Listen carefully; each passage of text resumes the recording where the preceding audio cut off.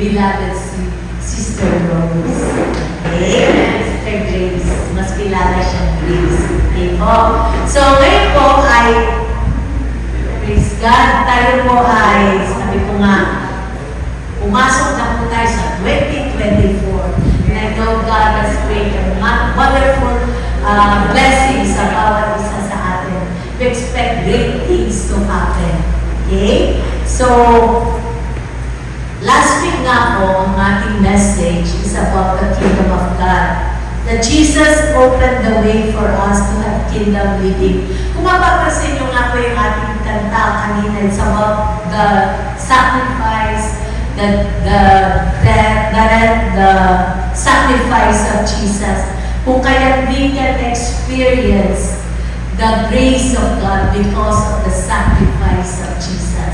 Ang pagmamahal niya sa atin. Amen. Amen. So sabi nga po, kung about the kingdom, ito ang binibigay sa atin ng Panginoon to be, Jesus opened the way for us to have that kingdom living. At sabi nga po sa Lord's Prayer, di ba? Thy kingdom come, thy will be done on earth as it is in heaven. Paulit-ulit natin sinasabi yan, at paulit-ulit natin yan dinadalangin.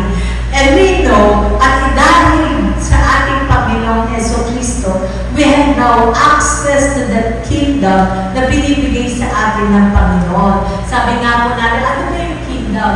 Kingdom is working, na enforce ang rulership, ang power, ang authority ng ating Panginoon. Kung kaya sabi nga po, kahit nasaan tayo, dahil ang Panginoong Yesu Cristo ay namumuhay sa atin, we can enforce that authority na binigay sa amin ng Panginoon. Sabi ng Panginoon, di ba, all authority has been given unto me, and at inutusan niya yung mga disciples, and go. Kung kaya that authority ay nasa sa atin na. And we can experience the kingdom living na binibigay sa atin ng Panginoon. And sabi nga po sa Hebrews 4:16, let us approach God's throne of grace with confidence so that we may receive mercy and find grace to help us in our time of need. So sabi dito, ang mercy at ang grace ng Panginoon. Mercy is the love of God for us.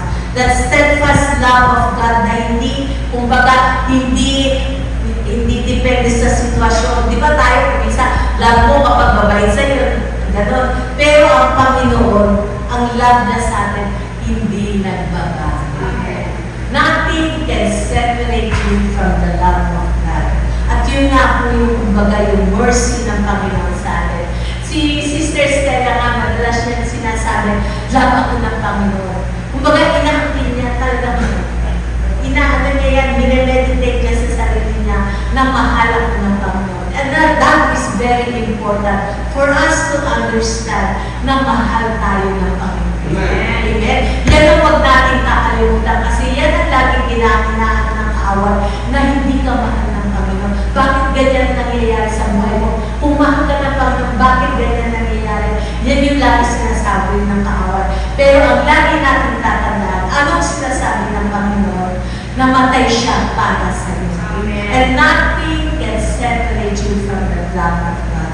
And the more we understand how much God loves us, the more the grace of God can pour out upon our lives. Kasi kung minsan, di ba, sa isang bata, kapag alam mo na mahal ka ng iyong magulang, nakakalapit ka sa kanya ng walang takot, nakaka-expect ka sa kanya na bibigyan ka niya ng pabor kasi mahal ka ng Panginoon. And that is one of our, kumbaga, that basis kung kailangan natin maintindihan kung gaano natin ang mahal ng Panginoon. The mercy of the Lord for us. And what is mercy? The mercy is where natatanggap natin hindi natin natatanggap ang deserve natin. Kasi kung minsan deserve natin ang parusa, deserve natin yung mga nangyayari sa buhay na. Pero dahil sa mercy ng Panginoon, hindi niya yan binibigay sa atin. At instead, binibigyan niya tayo ng grace. Grace is the unmerited favor of God. We receive the blessing kahit we don't deserve it. Di ba? Kung minsan napapansin mo, yung blessing ng Panginoon dumarating sa'yo, kahit kung minsan sabi mo, parang hindi naman ako deserving, pero nandoon, binibigay sa'yo dahil sa mercy ng Panginoon. Amen. Now we have access to the kingdom of God where the rulership, His authority, and power is enforced. Kaya nga pinapakita ito ni Jesus na kapag may ginawa siyang miracle, lagi niya sinasabi, the kingdom of God has come. Ibig sabihin, every miracle, everything that happens to us, kapag kumbaga na-enforce yung kanyang will, ang sinasabi dito, like for example, sige, basahin natin, Luke 10:9, sabi ng Panginoong Jesus, heal the sick and tell them the kingdom of God is near you. At in Luke 11:20, but if I drive out demons by the finger of God, then the kingdom of God has come upon you.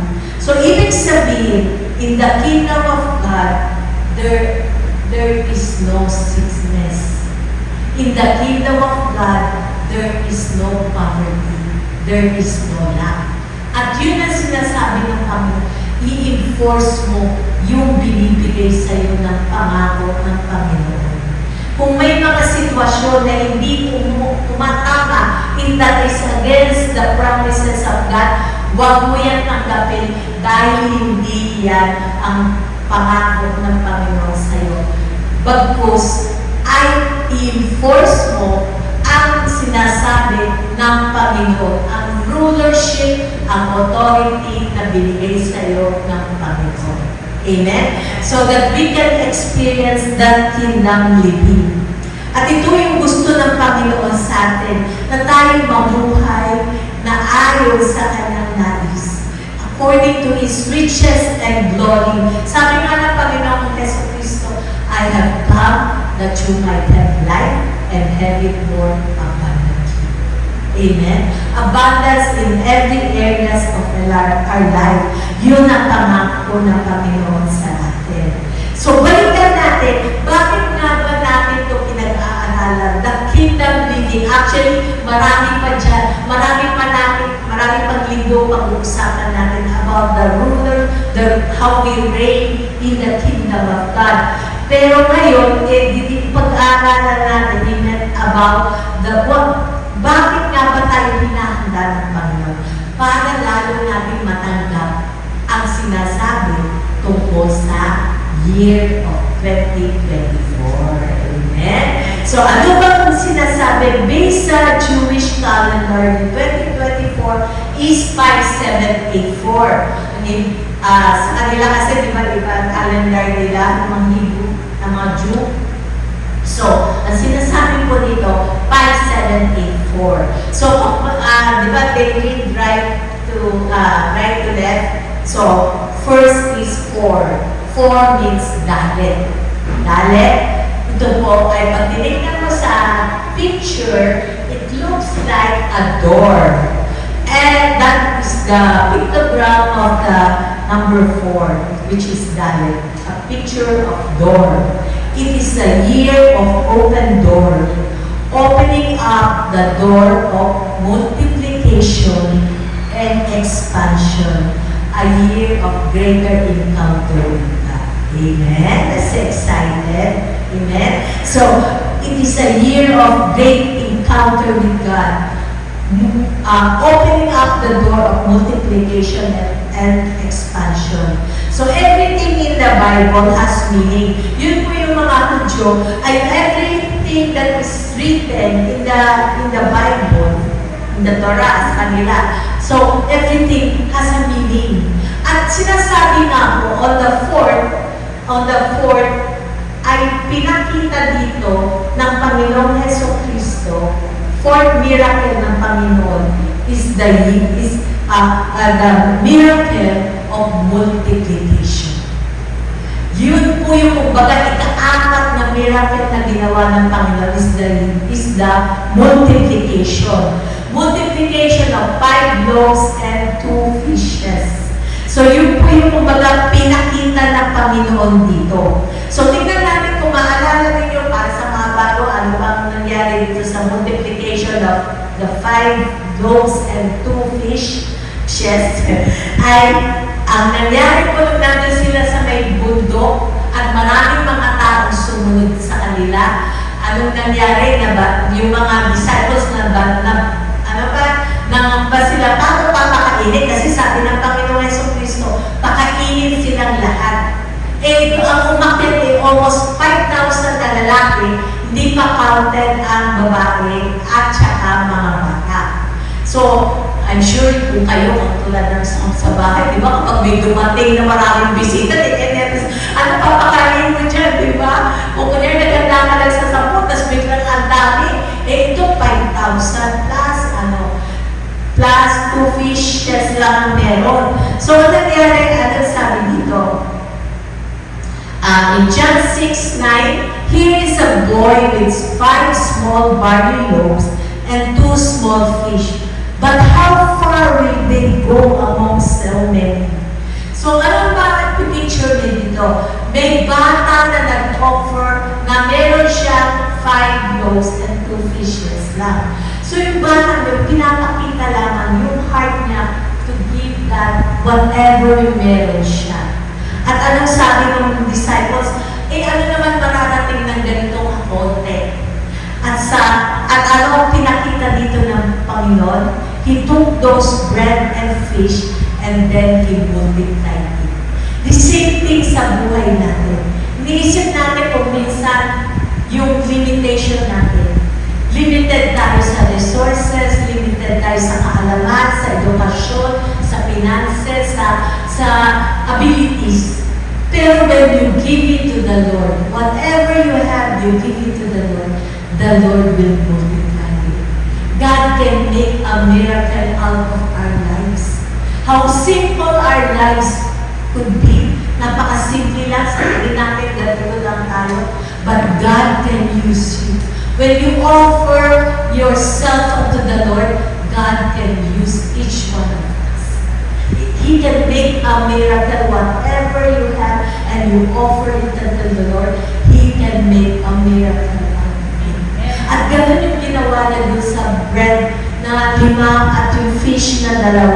At makikita natin dito, sabi nga po sa John 6:12-13, when they had all had enough to eat, ibig sabihin, lahat nakakain at sobra pa. Kumbaga, busog sila. He said to His disciples, gather the pieces that are left over. Let nothing be wasted. So they gathered them and filled 12 baskets with pieces of the 5 barley loaves left over by those who had eaten. Anong pinapakita dito? Sobra-sobra. Beyond your expectation. God can bless you beyond your expectation. At yun ang paghawakan natin. Dahil yun ang pinasabi ng Panginoon.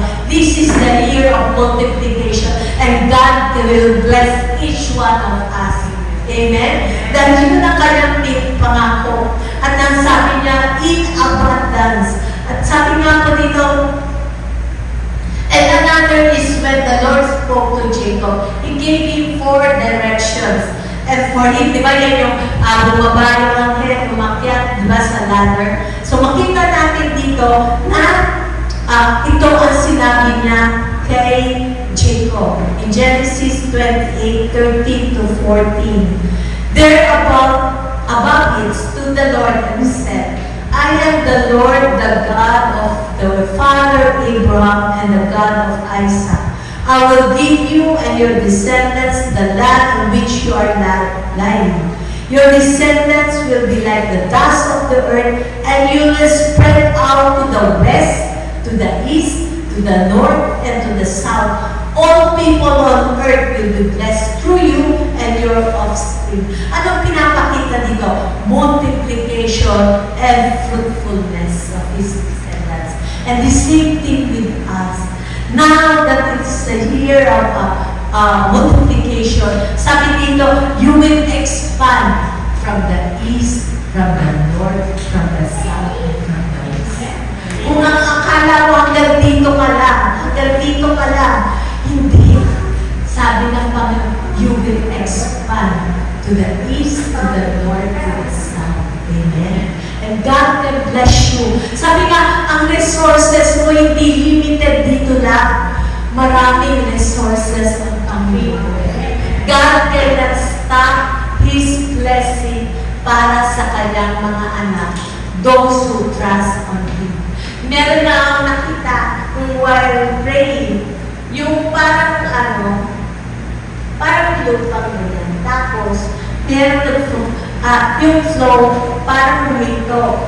Tapos, parang nahito yung flow ng water. Tapos, dahil may nakaharang. Pero yung water, umiikot at nag-flow kung saan yung lugar na yun. Anong magpapakita nun? God can make anywhere. God can bless you kahit ano.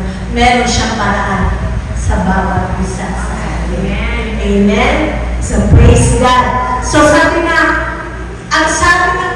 ang ibig sabihin ng will spread out, diba sabi niya, will spread out to the west, to the east, to the north, and the south.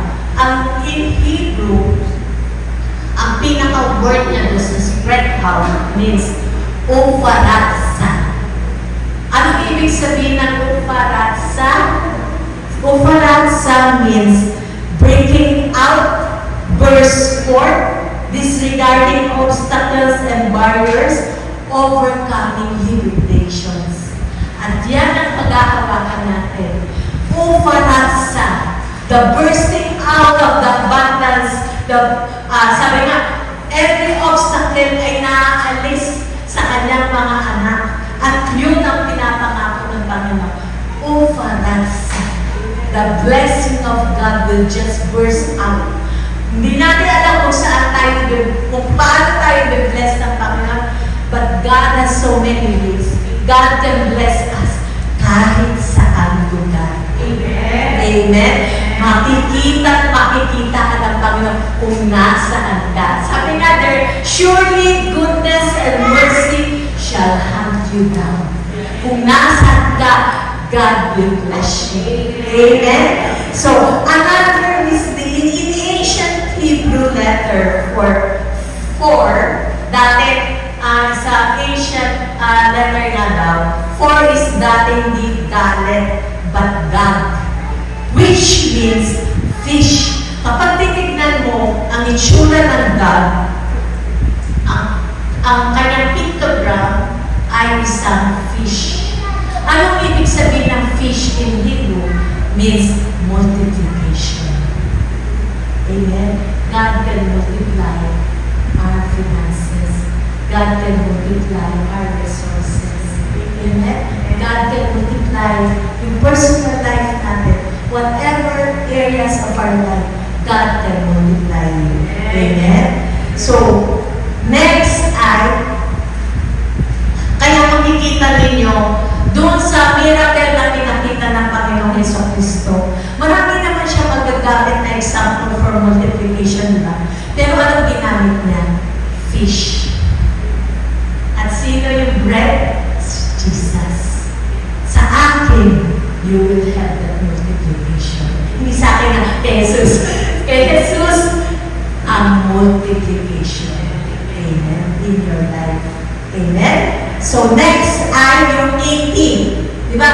Ang sabi nga, 5784. Diba? So, 80 means pay, which means mouth. Ayan, nakikita natin na explanation. Ang 80, it looks like a mouth.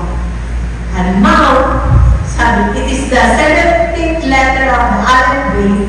The pictogram for pay looks something like a mouth. So, mapapansin ninyo, nung dumating ang year 2024, 4 years ago, yung 80 pa yun, di ba? 80. Ang ginawa ng kaaway, tinakpan niya ang bibig. Di ba? Yeah, ang na. Yung meron tayong mass 4 years ago. Dahil ayaw niya yung blessing papunta sa mga kusitahan. Pinatakpan niya. Hindi makapagsalita. Mapansin niyo yung mga churches na hinto dahil doon. Pero, now, sinasabi, an open door. Amen? That open door wherein you can declare the promises of God and just grace of God will just flow sa bawat isa sa atin. Amen? At ito nga po yung sabi natin. So how can we receive?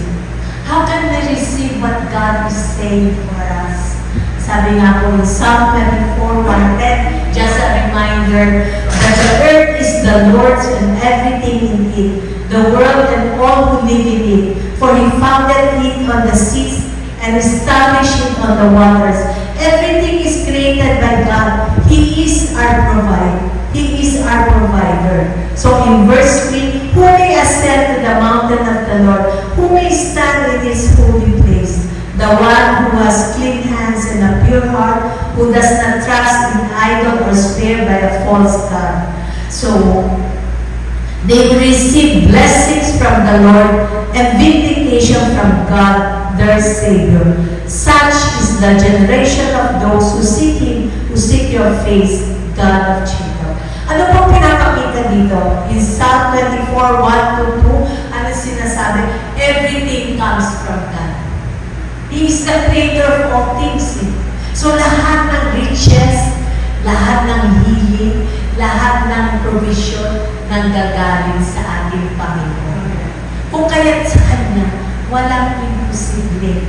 Amen? Sa tingin natin parang imposible, pero sa Panginoon, walang imposible dahil sa Kanya lahat nanggagaling ito. Amen? And He can give it to those who trust Him. Amen? At sabi nga po, we can receive the blessing from the Lord. Such is the generation who seek Him, who seek your face, God of Jacob. So what is God saying here? Open your hearts to the Lord. Amen? Open your hearts to the Lord.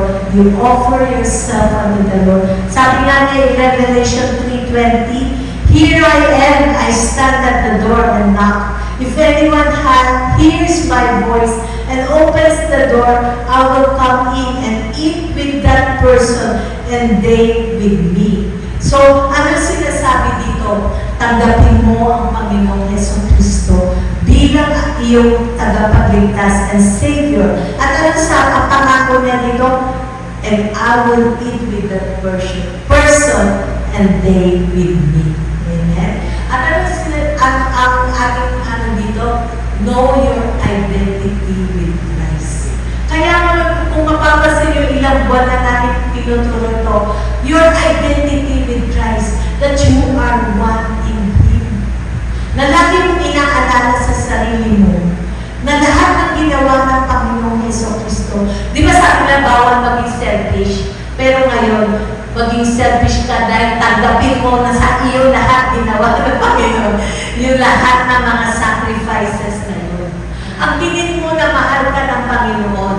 Dahil pag inaangkin mo na mahal ka ng Panginoon, inaangkin mo na lahat ng hiling ay para sa iyo, lahat ng blessing ay para sa iyo, dahil alam mo mahal ka. Amen? And that the grace of God will just pour upon us. Dahil kapag kunyari sa isang magulang, kapag laging nandun yung anak mo at nagsasabi na, Papa, mahal na mahal kita. O Mama, mahal na mahal ka. Kasi ako nangyakap sa'yo. Di ba yung pabigay mo, kung mga pag-ikilig, bigay ka agad eh. Basta kaya mo, di ba? Ganon. So, the more you accept that love of God, hindi yung bitterness na galit ka sa Panginoon, bakit kasi ganito nangyari sa buhay ko? Bakit ganito? Ang dami mong tanong. At ito po natutunan ko, na tinuro sa akin ng Panginoon, do not ask why. And just believe that God will do great things sa mga pinagdaanan. Sabi nga, in the midst of all your trials and tribulations, doon ka niya itataas. Ngayon may testimony ka na dahil nakita mo ang power ng Panginoon sa buhay. Amen? So, just continue to open your hearts to the Lord and know that you are one in Him and Jesus is your righteousness. That is why if you know that Jesus is your righteousness, the more you can come to Him. Na hindi ka natatakot dahil alam mo, mahal ka ng Panginoon. Sabi nga na in John 10:9-10, I am the gate. Whoever enters through me will be saved. They will come in and go out and find pasture. Anong sinasabi? Di ba ang pasture is very, lahat ng kailangan andun. At yun ang pangako ng Panginoon na we will just, sabi nga, we just open your heart unto the Lord. Lapit ka lang. Hinihintay ka lang. Amen?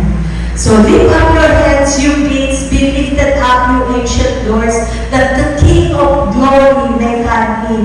Who is this King of glory? The Lord strong and mighty, the Lord mighty in battle. Anong sinasabi ko kami dito? He will fight your battles.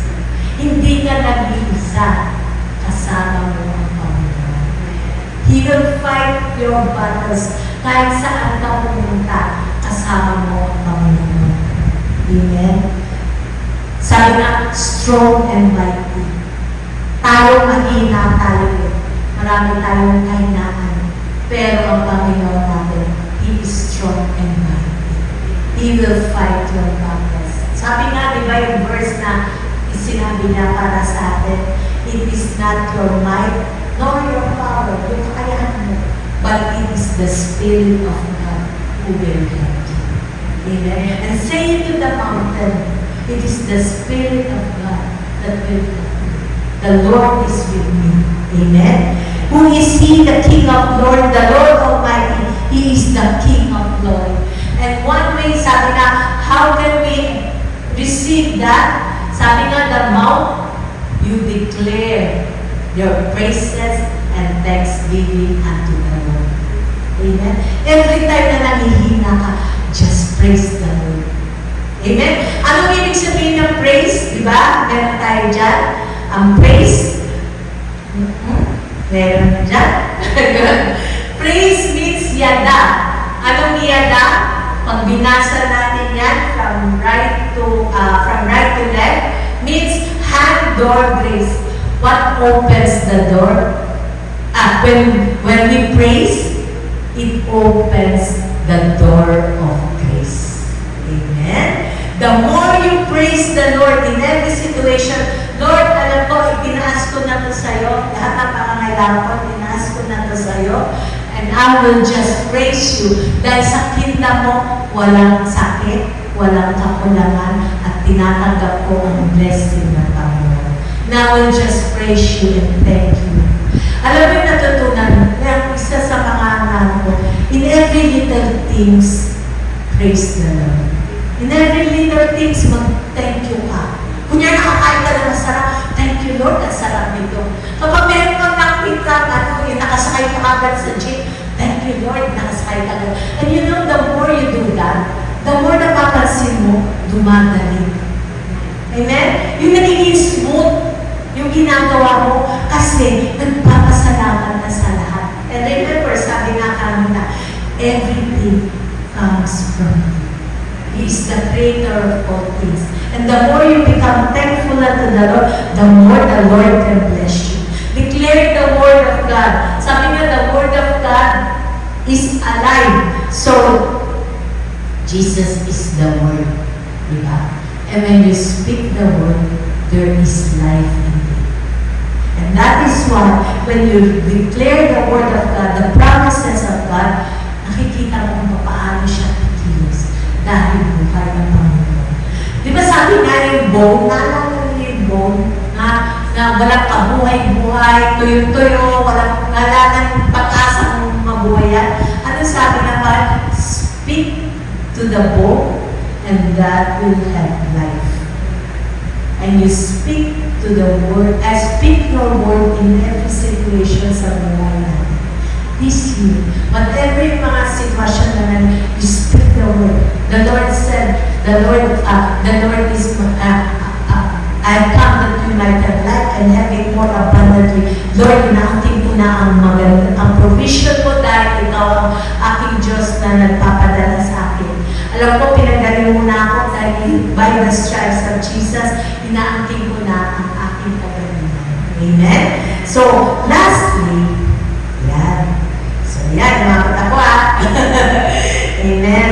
So, declare the word of God and you will see signs and wonders will follow. And that is the promise of God to His people. Lastly, di kanina umaga, ito ang sabi ng Panginoon, Psalm 46:10. It says, "Be still and know that I am God.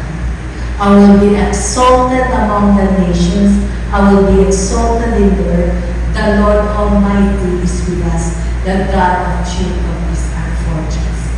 Nothing to fear because kahit ano yung mga nagmahal o anong nangyari, anong mga naririnig natin, ano sabi ng Panginoon, huwag kang matakot. Do not be afraid because I am God. I am in control of everything sa buhay. In every situation ng buhay mo, kasama mo. For I am the God, the Almighty God. Sabi dito, the Lord Almighty is with you. Amen? The God of Jacob is your fortress. Siya yung, kumbaga, sa fortress means, siya yung pundasyon mo, na nandun kasama mo sa lahat ng iyong mga pinagdadaanan. Amen? So, let that be our word for this year. That in everything, just give praise and thanks to the Lord. And we will see, sabi nga, be still and know that I am God. He will do great and mighty things for us.